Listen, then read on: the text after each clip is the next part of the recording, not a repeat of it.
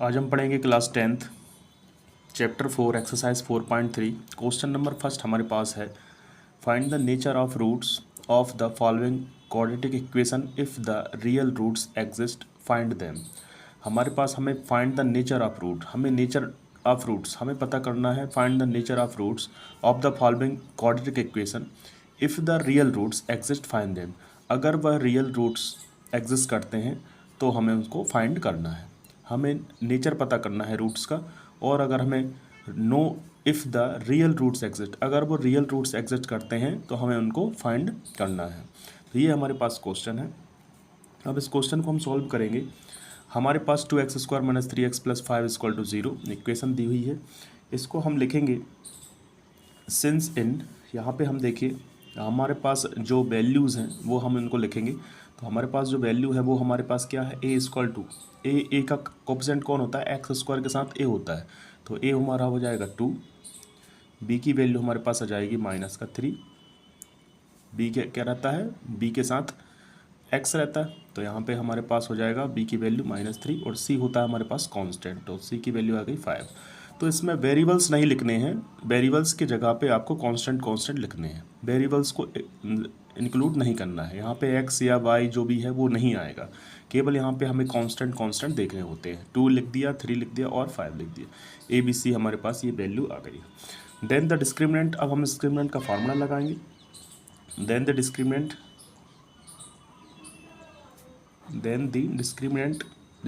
का हमारे पास फार्मूला लगाएंगे हम। डिस्क्रिमिनेंट हमें निकालना है।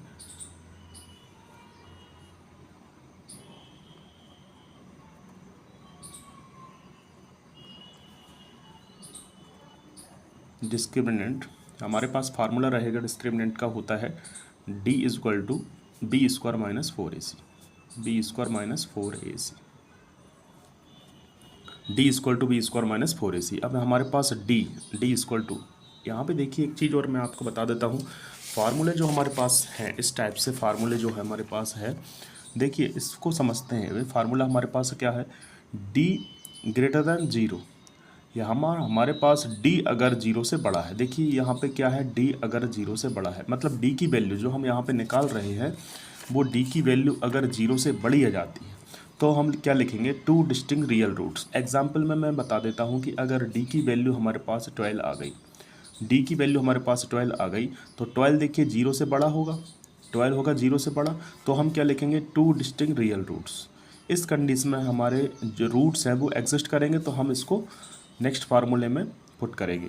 तो हमारे पास यहाँ पे D की वैल्यू अगर 12 आ गई या 11 आ गई, मतलब 1 भी आ जाएगी तो 0 से बड़ी हो जाएगी, तो हमारे पास क्या लिखेंगे हम इसको, 2 डिस्टिंक्ट रियल रूट्स।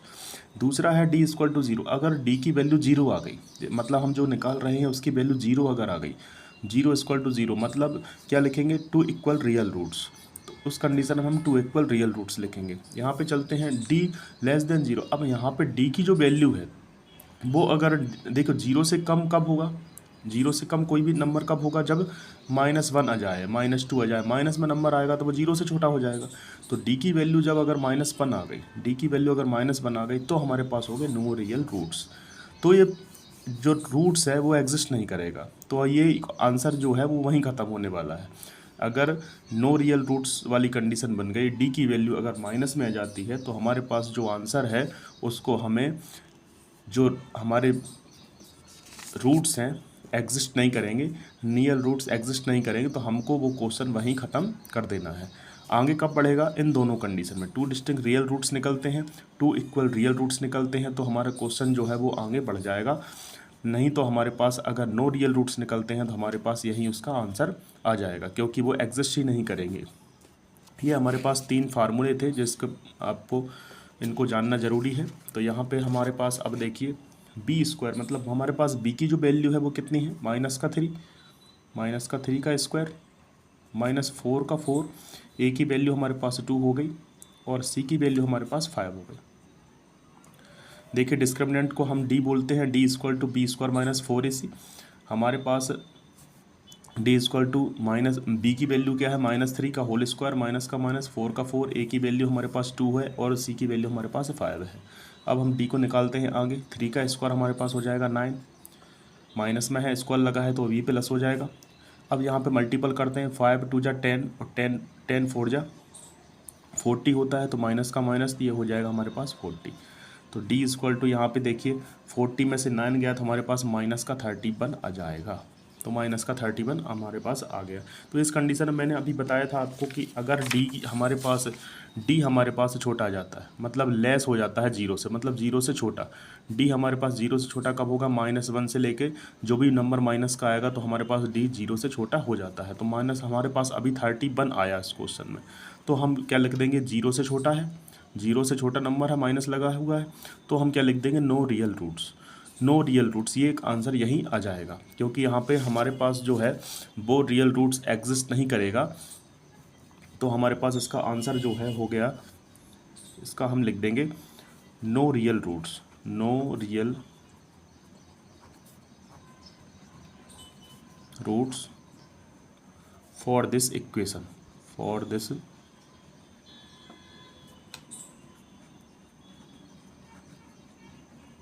इक्वेशन। ये हमारे पास इस क्वेश्चन का आंसर यहीं आ जाता है। सेकंड पे चलते हैं। हमारे पास सेकंड क्वेश्चन है। सेकंड हमारे पास है 3x² माइनस का 4 root 3x plus 4 equal to 0। अब यहाँ पे हमारे पास क्या है? देखिए हमारे पास यहाँ पे a इक्वल टू क्या आएगा? 3, और b की वैल्यू हमारे पास क्या आ जाएगी?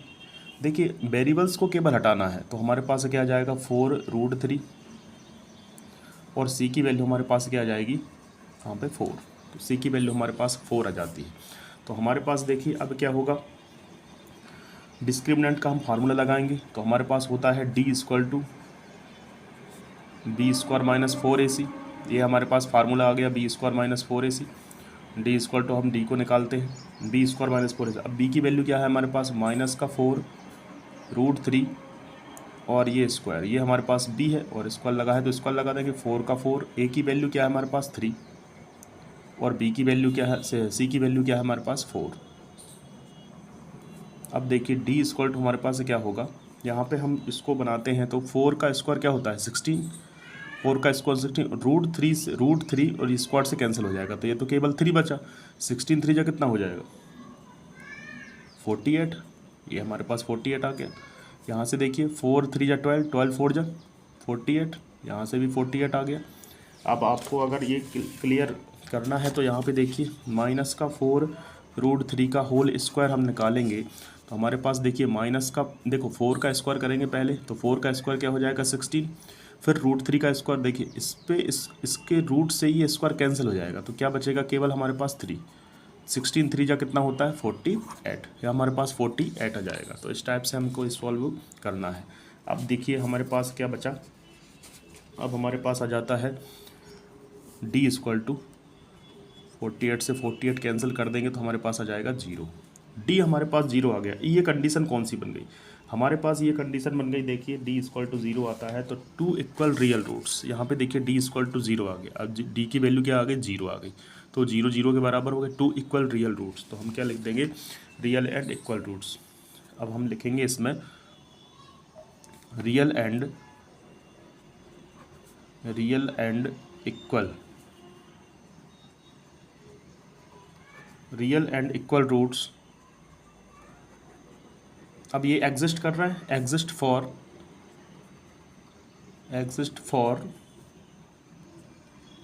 This equation,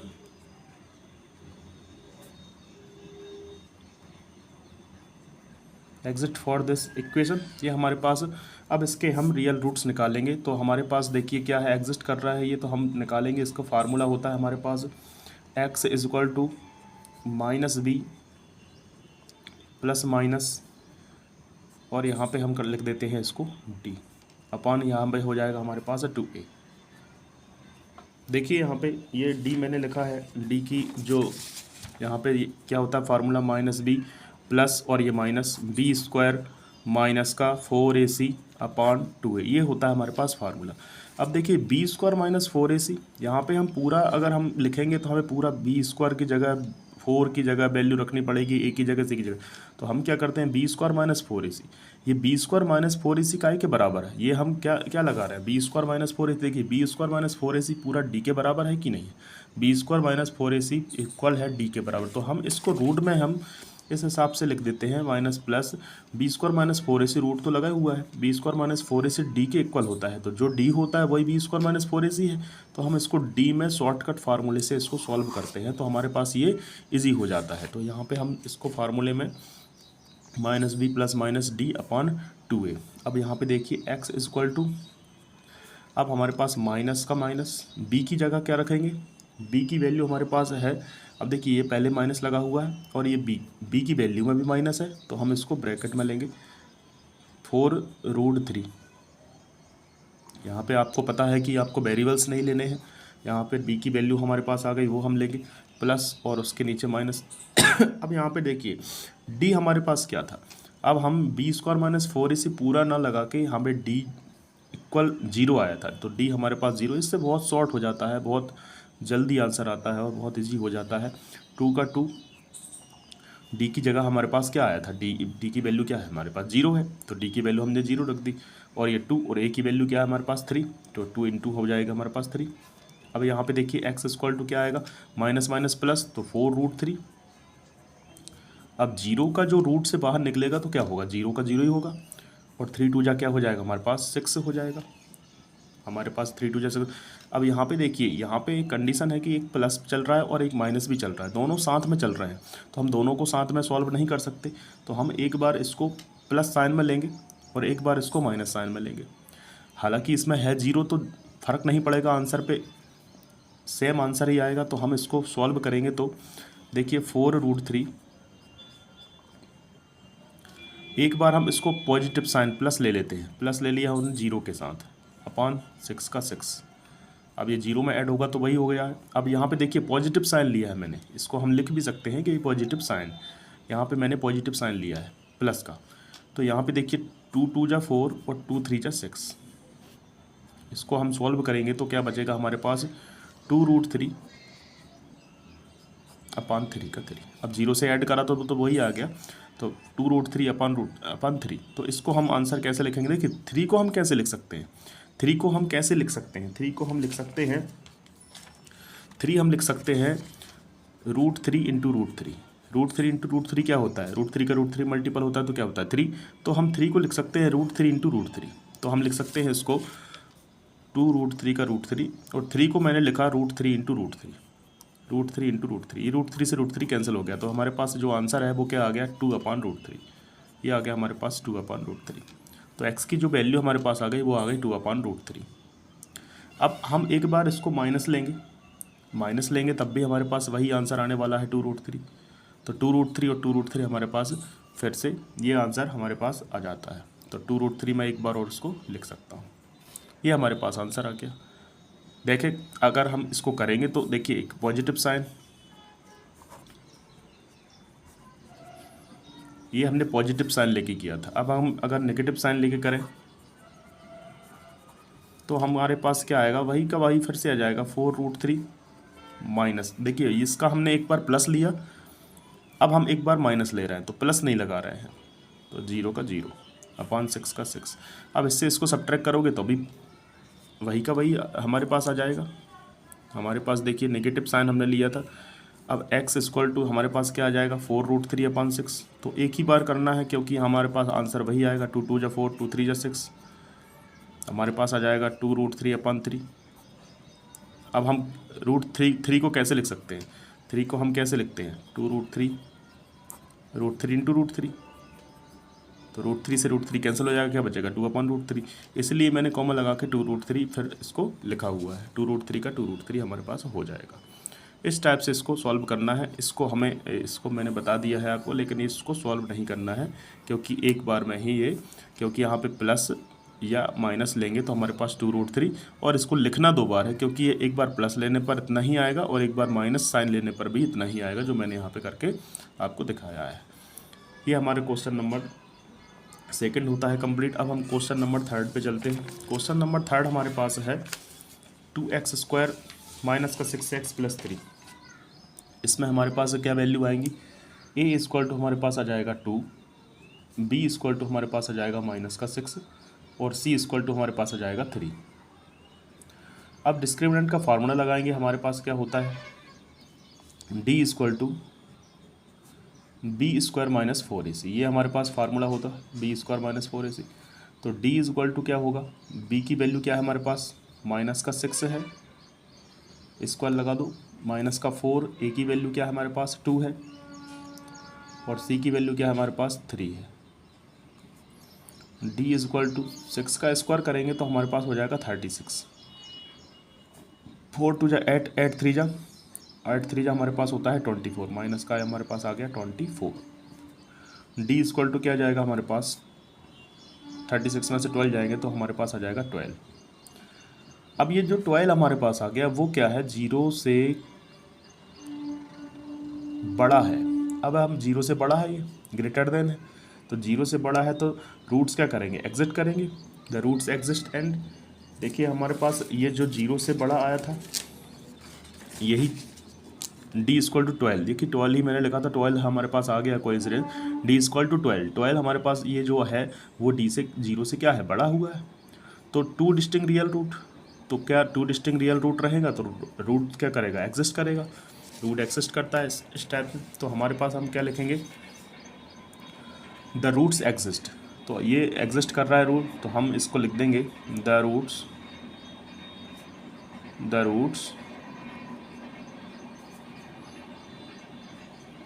exist. एंड अब देखो, अब हम इसको लिखते हैं नाउ, यहाँ से हम इसको सॉल्व करेंगे। नाउ फार्मूला लगाएंगे x equal to minus B plus minus होता बी स्क्वायर माइनस 4ac है, हम इसको d लिख देते हैं क्योंकि d के बराबर ही होता है सारा, अपान हमारे पास आ जाएगा 2a। x equal to minus का माइनस b की जो वैल्यू हमारे पास है वो 6 है, तो माइनस का 6 प्लस, और ये माइनस चल रहा है, d की जगह पे हमें रखना है 12, ये d की जगह पे हमने 12 पुट कर दिया है, अपॉन 2 का 2, a की जगह पे रखना है 2। अब देखिए x equal to minus minus plus 6 plus minus, अब देखिए 12 हमारे पास जो है, 12 को हम कैसे लिखते हैं, 12 को हम कैसे लिख सकते हैं, तो हमारे पास जो 12 है उसका हम अगर से हम निकालेंगे 12, 2 6 जा 12, 2 3 जा 6, और ये 3 बन जा 3, तो 12 को हम कैसे लिख सकते हैं, 2 2 2 2 2 3। अब एक जोड़ा बना हमारे पास, एक जोड़े में से 2 बाहर आया और 3 रह गया, 3 हो गया अंदर, तो हम कैसे लिख सकते हैं 12 को, 2 रूट के अंदर 3, इस टाइप से हम 12 को लिख सकते हैं, और 2 2 जा हमारे पास हो जाएगा 4। समझ गए ना, 12 को हम कैसे लिख सकते हैं, 12 को देखिए यहाँ पे 12 था, अब ये रूट हमारे पास है, 12 को हम क्या लिख सकते हैं, 2 2 2 इंटू 3, ऐसा लिख सकते हैं 12 को, 3 2 जा 6 6 2 2। अब इस 2 का एक जोड़ा बना तो ये बाहर आ गया और रूट के अंदर रह गया 3, तो इस टाइप से हम 12 को बाहर निकाल सकते हैं। देखिए x इक्वल टू क्या होगा हमारे पास, अब यहाँ पे देखिए, अब यहाँ पे हमारे पास 0 नहीं है, तो हमारे पास पहले हम क्या करेंगे, हम इसमें एक बार प्लस का साइन लेंगे, एक बार माइनस का साइन लेंगे। तो मैंने पहले प्लस का टेक ए प्लस साइन, तो मैं प्लस का साइन ले लेता हूँ पहले, तो मैंने यहाँ पे टेक ए प्लस साइन, तो हमारे पास हमने प्लस का साइन ले लिया, केवल माइनस को छोड़ दिया है, 2√3 अपान हमारे पास आ जाएगा 4। समझ पा रहे हैं, हमने यहाँ पे लिखा टेक ए प्लस साइन, और हमने प्लस साइन ले लिया है, take a plus sign 6 plus minus को हटा दिया है। अभी x इक्वल टू हमारे पास क्या जाएगा, यहाँ से देखिए कुछ कॉमन आ रहा है, देखिए 2 की टेबल में 6 आता है, तो हमारे पास 2 कॉमन आ गया, दोनों में 2 कॉमन आ गया, तो हमारे पास क्या बचा, 2 3 जा 6, तो 3 बचा, प्लस यहाँ पे 2 तो कॉमन है, तो क्या बचा, √3 अपान 4। अब इसको हम सॉल्व करेंगे, 2 1 जा 2, 2 2 जा 4, तो क्या जाएगा हमारे पास, x इक्वल टू 3 प्लस √3 अपान 2, ये हमारे पास आ गया x की जो वैल्यू हमारे पास आ गई प्लस वाली, ये हमारे पास आ गई।